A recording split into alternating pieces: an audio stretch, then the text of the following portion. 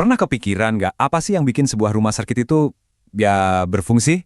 Ini bukan cuma soal bangunan loh, tapi sebuah ekosistem utuh yang dirancang dengan sangat teliti untuk penyembuhan, di mana setiap detailnya diatur oleh semacam cetak biru tak terlihat yang bisa menentukan hidup dan mati.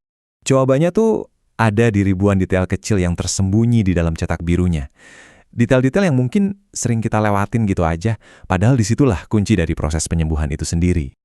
Nah, ini dia kitab sucinya bisa dibilang gitu, sebuah pedoman resmi dari Kementerian Kesehatan yang mendefinisikan apa itu rumah sakit dan apa misi yang harus dijalankannya. Jadi, kalau menurut definisi resminya nih, rumah sakit itu bukan cuma tempat buat orang sakit loh. Layanannya itu paripurna, artinya lengkap banget. Mencakup seluruh spektrum kesehatan, mulai dari promosi biar kita tetap sehat, sampai rehabilitasi setelah sakit. Dan perannya itu jauh lebih besar dari itu. Rumah sakit itu ibarat jantungnya ekosistem kesehatan kita.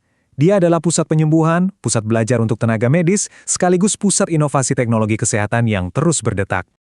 Oke, dari tujuannya, sekarang kita geser ke wujud fisiknya. Kalau ngomongin soal membangun rumah sakit, ada satu prinsip yang harga mati, nggak bisa ditawar sama sekali, keselamatan.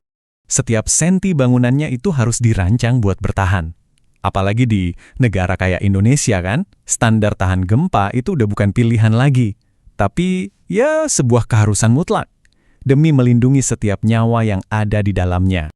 Nih lihat deh contohnya, biar kebayang sedetil apa aturannya. Bahkan kemiringan sebuah rem aja diatur presisi banget maksimal 7 derajat. Ini bukan sekedar angka ya, tapi bukti nyata gimana keselamatan dan kemudahan akses buat semua orang itu dipikirin sampai ke detail terkecil. Oke, sekarang kita bedah bagian dalamnya yuk.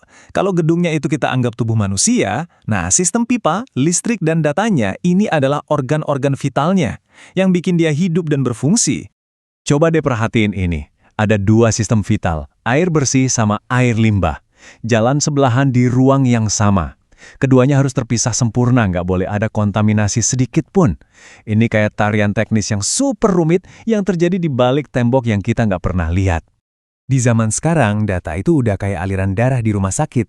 Jaringan informasi kayak IPTV ini, atau gampangnya TV internal, fungsinya tuh kayak sistem saraf pusat. Dia yang mastiin informasi-informasi penting bisa ngalir tanpa henti ke seluruh sudut gedung. Keamanan jelas jadi prioritas utama juga. Lihat aja denah CCTV ini. Kelihatan kan gimana setiap sudut area publik itu diawasi ketat. Semua ini untuk melindungi pasien dan juga para staf yang bekerja. Dan yang terakhir, tapi nggak kalah penting, sistem keselamatan jiwa. Anggap aja ini sistem imunnya si bangunan. Dia harus siap siaga buat merespons ancaman, misalnya kebakaran, hanya dalam hitungan detik. Oke, jadi semua detail teknis yang ribet tadi artinya apa sih buat kita, buat pasien? Ujung-ujungnya, semua ini kembali ke manusia. Yuk kita lihat gimana cetak biru ini jadi kenyataan di samping tempat tidur pasien. Dan nggak ada tempat yang lebih pas buat ngeliat ini selain di unit gawat darurat. Disinilah semuanya diuji. Kekuatan bangunan, listrik yang nggak boleh mati, alur pasien yang harus super efisien, semuanya ketemu di sini. Setiap detik itu menentukan hidup dan mati, dan desain ruangannya benar-benar mencerminkan hal itu. Prinsip yang sama juga kita lihat di ruang radiologi.